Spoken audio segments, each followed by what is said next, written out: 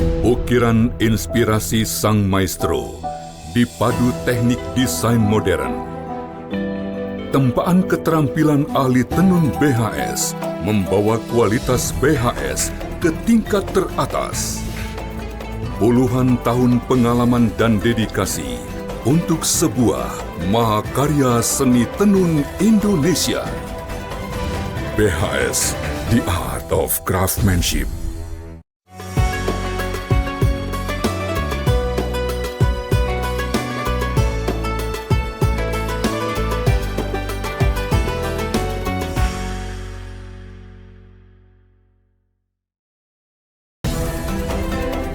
BHS, The Art of Craftsmanship.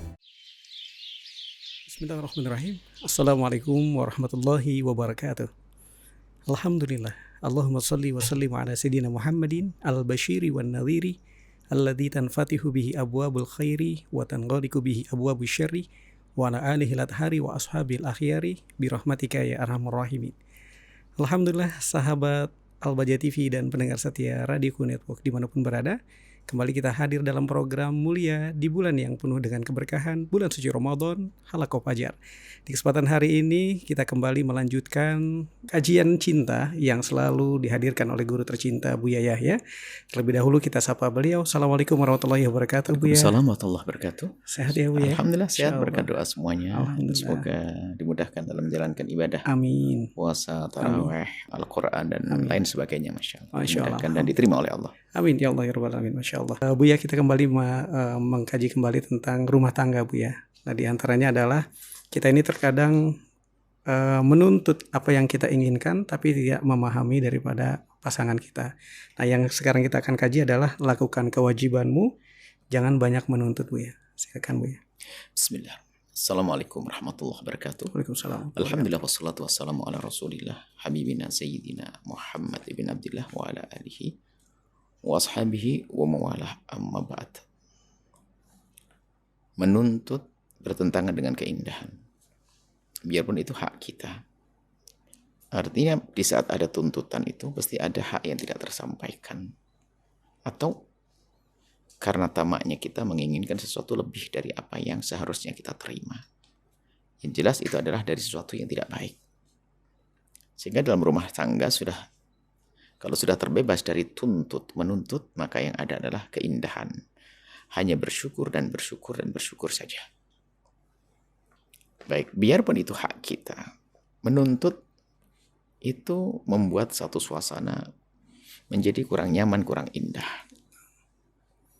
Misalnya, ada seseorang yang mau memberikan hadiah kepada kita.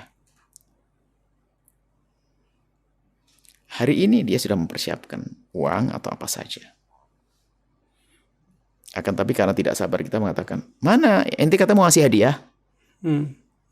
Itu kan kamu sudah janji hak saya kan? Dengan kalimat begini sudah tidak indah. Nah, karena memang menuntut bukan sesuatu yang indah. Belum lagi jika tuntutan ini adalah di luar sesuatu yang seharusnya ia dapat. Jadi kerakusan kita. Sehingga kalau dalam kehidupan berumah tangga suami istri akhirnya timbul kezaliman halus yang tidak disadari. Kadang tuntutan ini dengan senjata dahsyat, dengan bahasa cinta. Kalau abang sayang saya, tolong dong buatin ini dong. Kalau abang saya berikan ini dong. Kalau abang sayang, mana bukti sayang abang mana? Jadi cara menawarnya dengan sesuatu yang sangat indah, yaitu cinta. Akhirnya cinta itu menjadi alat untuk membunuh, alat untuk menghancurkan, alat untuk berbuat zalim. Mana bukti cinta adik? Mana bukti cinta abang? Kenapa? Kok menuntut? Padahal cinta bukan begitu kaidah. Cinta itu memberi, bukan mengambil. Cinta itu memberi, bukan mengambil. Kenapa kok sekarang cinta untuk mengambil? Cinta itu memberi. Ya betul, memberi. Jadi cinta itu, kalau orang mencinta itu berpikir bagaimana aku memberi kesenangan, ketenangan, kebahagiaan, termasuk urusan materi ataupun. Bukan aku mengambil, bukan menuntut. Nah, ini orang salah. Sehingga cinta ini jadi senjata untuk, makanya itu cinta bohong, cinta palsu. Sehingga mungkin seorang suami menjadi budaknya seorang istri atas dasar katanya cinta. Nah. Sehingga mungkin bertemu pun oleh seorang istri tidak terlalu diharap. Sehingga yang diinginkan hanya uangnya saja. Abang kerja deh puasanya. Akhirnya bukan sang suami yang diharap akan, tapi hartanya, uangnya. Atau sebaliknya. Seorang suami menghendaki istrinya hanya untuk melengkapi rumahnya, agar ada yang membersihkan dan sebagainya, atau pelampias syahwat dan sebagainya. Bukan cinta yang tumbuh. Sehingga yang ada adalah tuntutan. Di saat seorang istri tidak memberikan apa yang dia inginkan, maka dia akan dibuang begitu saja. Karena bukan cinta. Maka pahami makna cinta itu memberi. Dan indahnya cinta itu justru di saat kita bisa memberikan sesuatu yang kita cintai. Orang yang kita cintai. Ada kebanggaan tersendiri saat itu. Bukan di saat kita menerima. Di saat menerima ia senang. Karena penghargaan barangkali. Akan tapi ternyata indahnya adalah justru di saat kita memberi. Sebuah contoh adalah seorang ibu yang melihat anak kecilnya yang sudah umur 7 tahun sudah senang bermain sepeda seharusnya. Akan tapi seorang ibu tidak bisa membelikan sepeda karena kefakirannya. Tapi ngelihat teman-teman anak-anaknya sudah naik sepeda setiap kali ngomong, Umi belikan sepeda dong Umi. Iya sayang, iya sayang. Uminya berjanji. Setiap hari uminya memegang telinganya ada anting kecil. Akhirnya tega diturunkan tuh anting kecil. Dilihat di tangan jemarinya ada cincin kecil dikeluarkan. Ada kalung kecil dikeluarkan, dibungkus, dibawa ke pasar, lalu pergi ke toko emas, dijual. Setelah dapat duit, pergi ke toko sepeda, pulang. Bahkan karena itu ibu mesra, ibu indah, sepeda taruh di kamar, ditutupi pakai selimutnya sendiri. Suruh buka, ayo dedek bobo. Belum bobo, sekarang ayo bobo.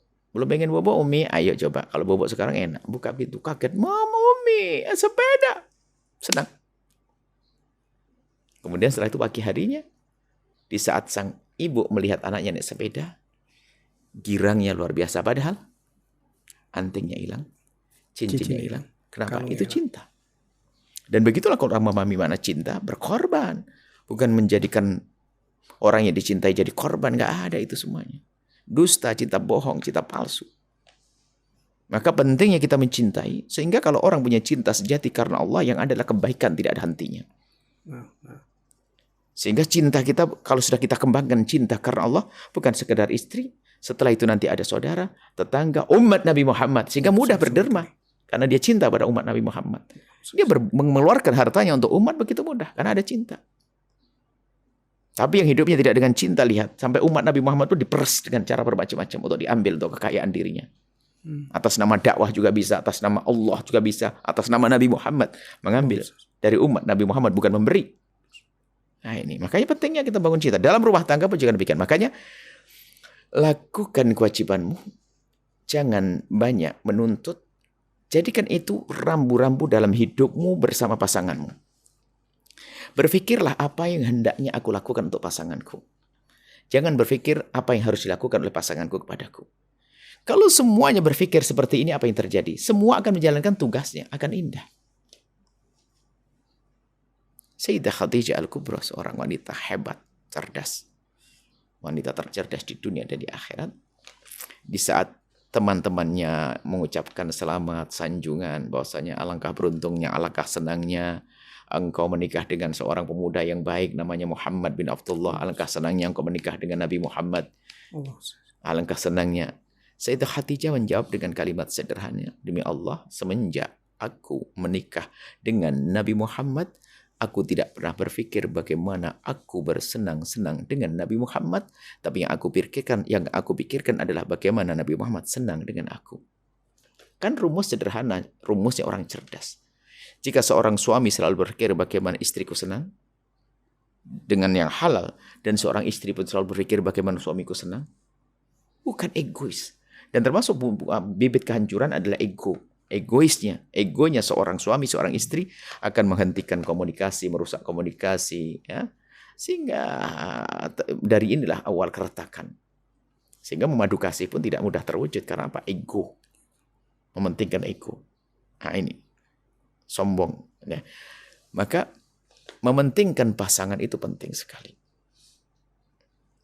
Dan jangan menutup artinya jika pasanganmu menemukan kekurangan, jangan. Nah ini langsung harus kita pastikan. Aku tidak pernah memikirkan itu. Istriku belum melakukan kewajibannya. Enggak. Aku urusan dengan Allah. Aku yang melakukan. Mengingatkan, oke, biar orang lain mengingat atau siapa saja. Kalau mengingatkan aku sendiri mengingatkan sebagai suami, nuntut itu. Biar yang lain mengingatkan. Aku tidak perlu. Kenapa? Kalau aku mengingatkan, aku jadi menuntut. Nah ini karena maknanya dalam, tanpa disadari masuk ke hatinya kalau kita menuntut. Dan kadang tuntutan seorang laki-laki suami kepada istrinya atau sebaliknya, menuntut sesuatu yang tidak mungkin untuk dirubah misalnya. Kenapa hidungmu begitu? Kenapa kulitmu begitu? Kenapa badanmu begitu? Kurus, gemuk, dan sebagainya. Itu kan kurang ajar. Biarpun kalimatnya hanya pertanyaan, tapi menuntut. Kenapa kok kamu kurus? Kenapa kok kamu gemuk? Kenapa kamu? Ini adalah lidah-lidah yang lidah menuntut. Mungkin istrinya adalah, mohon maaf kulitnya adalah tidak terlalu cerah lah. Tapi kan dia bisa berkata bahasanya, aduh, kamu manis, matamu indah, atau bisa menyebut yang lainnya. Tapi kebiasaan menuntut itu kemana-mana. Makanya pastikan di rumah kita tidak ada saling menuntut. Tapi semuanya berpikir bagaimana melakukan kewajibannya. Kewajiban seorang istri, kewajiban seorang suami. Sudah. Kalau sudah biasa menuntut, lihat. Tuntutan yang kita hadirkan kepada pasangan itu sesungguhnya pelajaran pertama bagi pasangan untuk menuntut kita. Yang tidak lain menuntut itu adalah termasuk mencari kekurangan yang sebetulnya kita mengajari dia untuk mencari kekurangan. Sehingga ini adalah awal daripada semuanya saling mencari kekurangannya. Ini perlu kecerdasan dalam berpikir yang semacam ini. Perlu pakai rasa. Kalau seorang suami dikatakan abang, makanya seorang suami. Kalau seorang istri dibilang, mohon maaf, namanya manusia yang bisa keringat, aroma, tidak ini. Dibilang, kenapa mulutmu kok bau? Tersinggung itu seorang istri. Suatu ketika mencari, akhirnya berani ngomong, ketiak abang bau. Padahal dari kemarin sudah menjaga, semuanya kan bau. Nah, mungkin orang akan, tapi di saat sudah mulai, akhirnya biasa ngomong, mengejek, menjelekkan, dan seterusnya. Apakah keindahan dari seperti itu? Tentu tidak. Makanya, sudahlah, lakukan kewajibanmu. Seorang istri kewajiban macam kewajiban yang jelas, ataupun kewajiban yang sifatnya adalah kewajiban dalam medan cinta. Termasuk sebagai seorang suami, dia punya kewajiban untuk menjadikan dirinya itu bagaimana istrinya itu adalah nyaman. Mulai dari bersih diri, menggunakan minyak wangi, jangan bertemu kecuali sudah bersih mulutnya. Memastikan. Karena apa? Aku ingin menyenangkan istriku agar dia nyaman dengan aku. Jangan seorang suami seenaknya sendiri ketemu istri, sudah. Mulut dia sikat gigi berhari-hari barangkali. Kemudian juga bajunya tidak dicuci dan seenaknya sendiri. Badan kotor, minta menggauli istri dan sebagainya. Akhirnya bagi seorang istri itu melayani suami hanya sekedar kewajiban berat. Berpikirlah untuk menyenangkan sang istri. Sama seorang istri di rumah berpikir, bagaimana suamiku adalah senang. Wilayah mana dari badanku yang paling senang, sering disentuh oleh suamiku, sering diperhatikan dalam dirinya. Artinya, lakukan kewajiban wahai istri. Seorang istri kadang, mohon maaf, tidak peduli. Dia hanya mementingkan dirinya sendiri. Misalnya dandan cantik, wajahnya cantik. Tapi sebetulnya dia hanya ingin dipandang oleh cantik bukan untuk suaminya saja. Dipandang cantik oleh temannya. Oke, temannya tidak sah. Akan tapi suaminya tidak mandang wajahnya saja, wilayah dalam. Maka kami harap para wanita itu jangan hanya bersih di sininya saja. Seorang suami mengadu kepada suatu cerita, Buya, istri saya Masya Allah, dari wajahnya lihat. Buya ngelihat cerahnya luar biasa. Tapi selebihnya tidak pernah diperhatikan. Wilayah dalam lipatan-lipatan tidak pernah mencoba untuk dibersihkan dengan lap apa atau apa. Ya, ini. Sehingga kalau mohon maaf saya mengatakan, di saat saya urusan dengan istriku dalam hal yang intim, sampai saya menemukan aroma yang tidak nyaman. Karena apa? Memang dia tidak pernah perhatian jorok sisi ini. Kalau dandannya luar biasa. Saya tanya, lah kamu sendiri gimana? Saya mencoba, bro. Saya berusaha, Bu ya. Saya tidak pernah masuk ke rumah kecuali saya Saya tidak pernah mau istri kecuali saya sudah mencoba sakiti kita. Dan saya semua nggak menampakkan di istri. Tapi istri saya hanya perhatian ini. Terus kosmetik ini saja. Tapi wilayah yang sebetulnya. Sampai dia berkata, aku tidak perlu buyating itu. Akan tapi saya perlu bersih. Karena aroma. Sebagai contoh. Ini mohon maaf wanita banyak tidak peduli urusan. Mohon maaf, ini adalah pendidikan indah. Wahai para wanita solehah. Ada hidung suamimu yang akan mencium aromamu. Nah, aroma badanmu, khususnya wilayah-wilayah tertentu. Bahkan seandainya menemukan sesuatu yang tidak nyaman, nggak perlu seorang suami berkata, mohon maaf, ada seorang laki-laki, seorang perempuan, sehingga setelah itu di saat digaul oleh suaminya langsung, dia tak takut berhubungan dengan suaminya. Waktu berhubungan, sang suami menemukan, mohon maaf ya, namanya manusia, ada aroma yang tidak nyaman di wilayah tersebut. Lalu dia mengatakan, itu aromanya begini, dia menyebut, sakit hati saya Bu ya. Setelah itu saya dingin, saya tidak mau, saya nggak enak hubungan, terpaksa saya ngomongin suami istri. Ya, tidak tahu munculnya, memang mungkin seorang istri memang tidak peduli dengan wilayah tersebut. Tapi kalau seandainya seorang suami menemukan, namanya manusia ada, aroma mungkin ada saat-saat tertentu, ya. Tapi tidak perlu dapat disebutkan itu, sakit hati perempuan itu sehingga seorang perempuan menjadi dingin. Kalau saat berhubungan, jadi nggak nyaman. Sama seorang laki-laki, seorang istri dia berkata, kok, mohon maaf ini saya terang-terangan dalam media begini ini karena kadang-kadang nggak paham pakai isyarat. Mengomentari, lagi mesra-mesranya, seharusnya dipacu semangatnya sang suami, di saat asik yang hubungan suami istri dikomentari. Kenapa itumu kok? Kurang apa, kurang ini. Langsung tutup poin. Langsung kata suami, jatuh. Maka setelah itu saya kok mau berhubungan dengan istri saya jadi. Ini adalah karena tadi menuntut. Coba lakukan kewajibanmu. Kamu seorang istri maksimal. Dia seorang suami maksimal. Maksimal semampumu, bukan berarti harus lebih dari ini. Apa yang terjadi setelah itu adalah keindahan. Tapi kadang-kadang kita gampang mentari aromamu, kenapa ini minggu. Ada mulut yang mulut menuntut. Menuntut kan bukan berikan uang, bukan itu saja. Kenapa rambutmu keriting? Memang lebih bagus keriting atau lurus sih? Iya kan? Oh, yang keriting pengen lurus, yang lurus pengen keriting. Sebenarnya semuanya bagus, hanya karena mulut ini aja yang kotor. Akan ada orang rambutnya keriting minta lurusin. Lurus minta keritingin. Kan begitu keinginan manusia. Padahal semuanya menjadikan indah adalah bagaimana cinta yang ada di dalam hatimu. Kemudian menjaga mata. Tahu itu adalah halal. Halal itu indah sudah. Yang menyadari halal orang semakin takut kepada yang haram menjadi sebab semakin indah yang halal. Urusan syahwat dan lain sebagainya termasuk urusan biasa, syahwat makan. Di rumah hanya ada lagi lapar, nasi putih sama kecap, kerupuk satu. Kalau dikumpulkan harganya cuma Rp2.000 mungkin. Lapar. Di sampingnya ada makanan.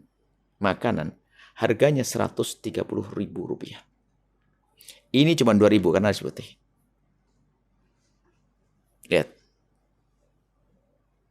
Maka kalau akalnya jalan, hidup, menyadari, dia tidak akan ngambil yang 130. Kenapa? Yang 130.000 itu adalah makanan kucing. Ayo coba. Dalam keadaan lapar dia makan yang mana? Yang 2.000. Makan. Lezat atau tidak? Lezat. Ya. Di sampingnya makanan mahal. Kucing. Makanan kucing. Makanan kucing itu sekali. Begitu juga biarpun di sampingnya sate tapi haram, ingat neraka. Makanan enak tapi bukan milikku. Maka yang enak adalah tetap yang 2.000. Yang halal. Kenapa? Halal. Dia menutup dari yang haram. Makanya kalau kita mencoba yang haram itu nanti menghadirkan tuntutan. Akhirnya ngomong, hei kenapa hidungmu tidak kayak hidungnya dia, bibirmu tidak kayak dia, itu tidak kayak dia, terus begitu. Akhirnya balik, abang juga gitu. Kenapa enggak kumis? Kenapa anda bertemu jenggot? Bisa begitu nanti. Hidup saling menuntut itu menyiksa. Sebuah kebodohan dalam rumah tangga. Kalau engkau ingin menikah dengan laki-laki, wanita. Jika engkau ingin menikah dengan laki-laki yang tidak punya kekurangan, sampai mati kau jomblo. Hei laki-laki, jika engkau ingin menikah dengan perempuan yang tidak punya kekurangan, sampai mati kau akan jomblo. Akan tapi engkau akan menikah pasti dengan manusia yang dengan segala kekurangannya, yang menyempurnakan adalah mata hatimu. Kecintaanmu kepada Allah itu menjadikan sempurna. Akhlak mulia menjadikan sempurna. Nah, seperti itu. Maka dari itu jangan banyak menuntut, ini penting sekali dan itu penjabarannya panjang. Kita perlu waktu yang panjang untuk menjabarkan agar banyak menuntut. Dalam sisi apa sih nafkah, dalam sisi pelayanan dan seterusnya. Insya Allah nanti kita harus jelaskan. Baik, Masya Allah, Alhamdulillah. Terima kasih banyak Bu ya. Dan pemirsa Al-Baja TV, pendengar setia Radioku Network dimanapun berada, kami akan kembali setelah yang berikut ini.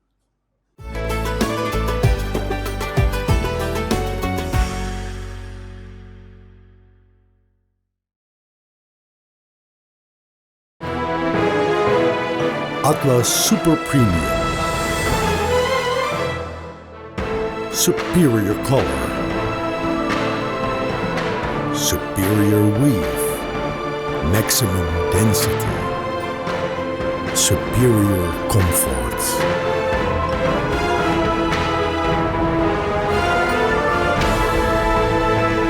Atlas, inspiring the world by BHStex.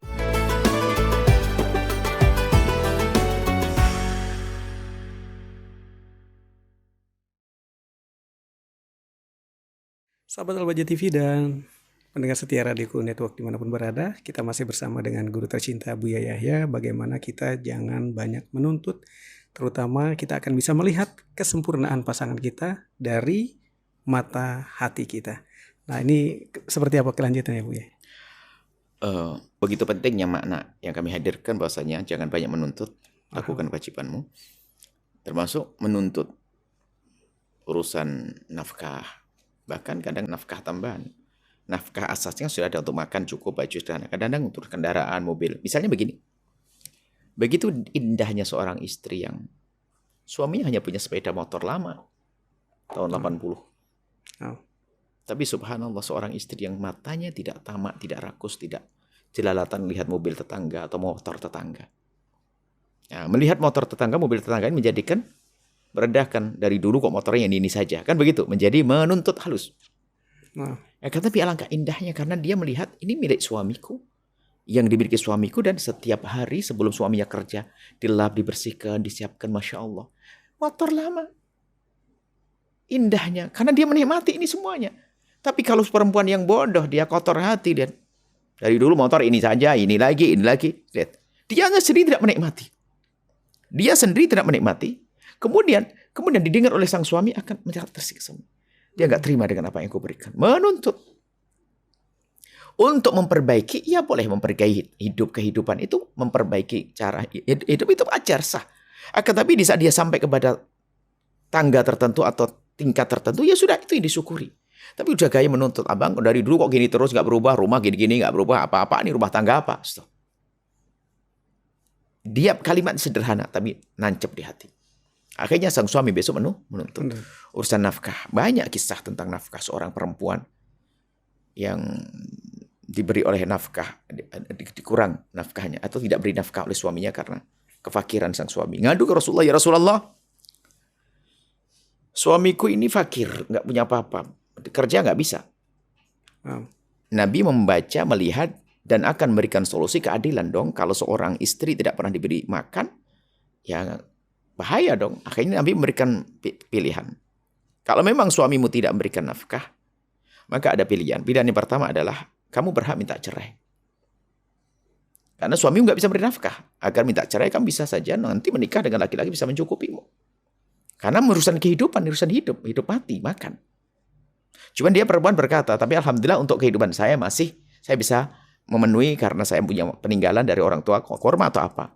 Cuman masa hidup saya gini terus saya nombokin ya Rasulullah. Oke. Kalau memang suamimu tidak bisa beri nafkah, alasan apapun, karena nafkah itu penting untuk kehidupan anakmu dan dirimu. Maka kau boleh minta cerai dan tidak dosa minta cerai. Tidak dosa minta cerai. Menuntut cerai tidak dosa. Nabi mengajari keadilan menuntut itu karena tidak diberikan haknya, karena kefakiran sang suami, tidak diberikan, maka dia berhak menuntut cerai. Tuntutan kan? Sebenarnya nuntut nafkah nggak ada. Kalau ada orang fakir, orang kaya kikir, suami kikir kepada istrinya, hakim yang memaksa dituntut. Ya, makanya ini kan kekurangan ajaran seorang suami. Banyak duit dia tidak memberi. Maka hakim bertindak. Tapi enggak, ini nggak punya apa-apa. Tapi pun demikian Nabi memberikan keadilan. Bahwasanya kamu boleh minta cerai. Lalu perempuan itu berpikir, Masa begini aja harus cerai? Karena dia cerdas. Dia hidupnya bukan untuk menuntut. Dia bertanya, Rasulullah, apakah ada pilihan lain lagi? Nah kan, cerdas dia. Makanya ini waktu kita ngomong, kamu boleh minta cerai. Ini perempuan bodoh semua berpikir, oh cerai ya, cerai. Semuanya. Kalau di majelis yang bodoh juga sama, langsung cerai. Karena suami gak kasih nafkah. Tapi perempuan cerdas di hadapan Nabi, cerdas, yang hadir hari ini cerdas, menyaksikan yang cerdas, di saat menemukan suami tidak beri nafkah, bukan cerai yang dicari. Lihat apa kata perempuan itu. Ada lagi pilihan Rasulullah? Ada. Apa ya Rasulullah? Kau yang memberi nafkah, kau mencukupi, dan saat itu engkau mendapatkan pahala berlipat-lipat. Pahala bernafkah, pahala sedekah, pahala menyenangkan suami, pahala sedekah pada sanak kerabat dan saudara. Anak-anaknya maksudnya. Karena dia wanita cerdas berkata, ya Rasulullah, biar aku saja mencukupi. Aku mendapatkan pahala berlipat. Nah ini artinya apa? Mungkin suami adalah kurang beri nafkah. Tapi seorang istri bisa berperan untuk bisa memberi nafkah. Dan ingat setelah itu adabnya harus tinggi. Tidak boleh merendahkan suami dengan kesombongan. Dan insya Allah nanti dalam pembahasan wanita karir, insya Allah ada pada waktu nanti. Nah ini sebuah contoh urusan nafkah. Jadi istri tidak menuntut, akan tapi dia ngerti pahala. Kalau aku memberi, berarti aku dapat pahala. Berlipat. Bahkan sampai digisahkan bahwasanya ada wanita cerdas yang datang di zaman generasi selanjutnya, mereka juga wanita ulama, sampai berkata, wah lebih baik biar suamiku saja melarat, aku saja yang kaya. Kan guyon, ya Allah jadikan suamiku melarat, aku saja yang kaya. Sah ngomong begitu, kenapa? Kalau aku kaya akan lebih dapat pahala, bukan aku merendahkan. Kurang lebih seperti itu. Kemudian nanti adalah kalau kita kembangkan lagi masalah urusan suami istri. Menyenangkan pasangan di atas ranjang. Maaf. Pastikan kita jangan menuntut. Artinya mungkin seorang istri dalam keadaan tertentu, ya kan? Dia tidak bisa melayani karena sakit. Paham? Memaafkan. Jangan menuntut. Tapi sebisa mungkin kita itu harus bagaimana memenuhi keinginan pasangan kita, bukan di saat aku mau. Mohon maaf, ada seorang istri itu mau melayani suami kalau dia lagi mau. Sehingga banyak suami mengadu, ya istri saya kalau saya penginan, wah saya ngomongnya perlu lama-lama. Belum tentu langsung diberi, padahal saya punya hajat. Mungkin seorang suami di luar, dia melihat sesuatu yang haram, dia hanya ingat halal-halal. Sampai di rumah, istrinya adalah ogah-ogahan. Atau sebaliknya, seorang suami hanya mau menggauli istrinya di saat dia mau. Di saat istrinya punya keinginan, dia tidak peduli. Ya nggak boleh. Jadi engkau gauli pasanganmu, biarpun dirimu tidak punya hajat, tapi kalau pasanganmu terasa dia punya hajat. Sama seorang istri pun jangan demikian. Kalau suamimu adalah orang yang punya hajat kepadamu, maka berikan. Jangan sampai engkau menunda-nunda. Kenapa? Karena suamimu orang yang baik. Karena pengennya halal. Kamu yang halal. Dan mestinya berbangga. Sampai kami sering ini. Suatu ketika ada hadis Nabi SAW ya, tentang perempuan idza ta'arrajul imra'atahu ila firasyi. Kalau ada seorang laki-laki memanggil istrinya ke atas ranjangnya. Fa'abat. Kemudian perempuan itu gak mau. Fabata khutbanan. Kemudian suami itu marah di malam itu. Karena ngajak istrinya kok gak mau. Lah ada tuh malaikat. Malaikat mengutuk. Kami anggap ini hadis yang paling indah, hadis romantis, hadis keindahan bagi wanita. Kenapa? Perempuan diajak kemana? Bukan diajak ke atas gunung, naik pohon, diajak ke atas ranjang. Cuman kami mencermati di balik hadis ini, Nabi kok bersabda begini, ada apa? Rupanya banyak pengaduan-pengaduan ini memang ternyata banyak perempuan ini ogah-ogahan. Jadi kalau suaminya menginginkan itu macam-macam alasannya. Ada berkata masih ngangetin sayur, ada menidurin dedeknya, segala macam. Padahal dia sebetulnya juga mau ada gengsi yang sudah terbentuk menjadi sebuah karakter. Padahal tidak. Anda suami pulang, Anda sudah dandan. Dan suami sudah bersih diri. Dandan cantik. Kalau suami tidak menghendaki, tidak ada masalah. Artinya apa? Jangan sampai ogah-ogahan. Sampai masalah ogah-ogahan ini kami beri contoh. Ada orang yang tidak ada urusan dengan Allah dan pahala, hanya rupiah. Mohon maaf, ada wanita yang diuji oleh Allah dengan menjual diri. Dia tidak pernah mengatakan saya ogah-ogahan. Asal ada orang mau dia melayani. Kenapa seorang istri tidak bisa lebih dari itu? Karena padahal ini halal, suaminya, ridho Allah. Kenapa kok masih ogah-ogahan? Begitu sebaliknya seorang suami tahu. Kalau istrimu dalam keadaan capek, jangan paksakan. Tapi jangan paksain. Dalam keadaan tertentu. Akan tapi ini ada solusi, mohon maaf ini. Ini adalah mungkin fikih orang dewasa. Misalnya seorang suami tidak bisa memuaskan istrinya dengan alatnya. Tapi dia bisa mencumbui sepuasnya sampai tuntas. Sama seorang istri mungkin tidak bisa melayani. Haid haram hubungan suami istri waktu haid. Akan tapi seorang suami bisa punya hajat, Anda seorang istri harus aktif, inovatif, cerdas. Bagaimana? Berikan kepuasan dia, asalkan tidak masuk ke wilayah itu. Mohon maaf, jika seorang suami mengeluarkan mani dengan tangannya sendiri, maka dia dosa. Tapi kalau seorang suami mengeluarkan mani dengan bantuan tangan istri, maka tidak dosa. Artinya istri cerdas, suamimu tuh suami bangkit syahwat. Karena di luar adalah godaan. Sampai di sini pengen halal. Halal dari dirimu. Maka tuntaskan dengan apa yang engkau bisa lakukan, wahai istri. Yang penting halal. Suami juga demikian. Kurang lebih seperti ini. Seperti ini adalah luas sekali kalau kita jabarkan masalah. Lakukan kewajibanmu, jangan banyak menuntut. Adalah indah di balik ini semuanya.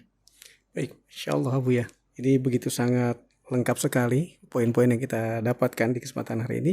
Kita sudah sampai di kesimpulan dan juga sekaligus dengan doa keberkahan ya Bu ya. Renungi diri Anda sendiri, apakah Anda golongan orang yang sudah melaksanakan kewajiban atau kerjaan Anda hanya nuntut. Kalau kerjaan Anda hanya nuntut-nuntut, ayo sekarang belajar dan sadar. Itu tidak membangun keindahan. Bukankah kita ingin rumah tangga yang indah?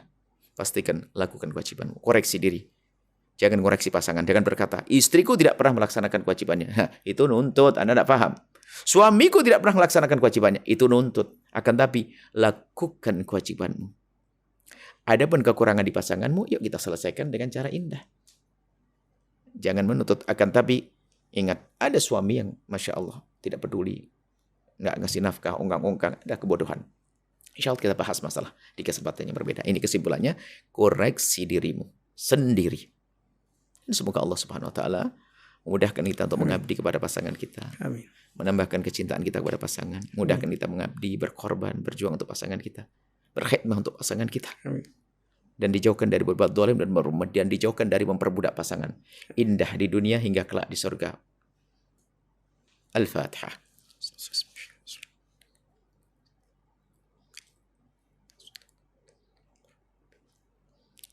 Syukran.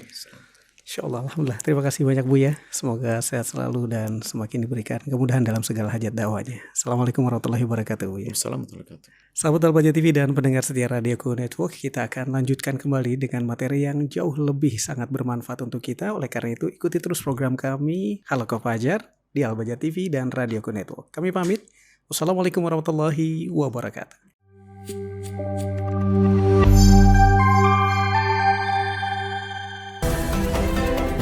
BHS, The Art of Craftsmanship. Ukiran inspirasi sang maestro dipadu teknik desain modern. Tempaan keterampilan ahli tenun BHS membawa kualitas BHS ke tingkat teratas. Puluhan tahun pengalaman dan dedikasi untuk sebuah mahakarya seni tenun Indonesia. BHS, The Art of Craftsmanship.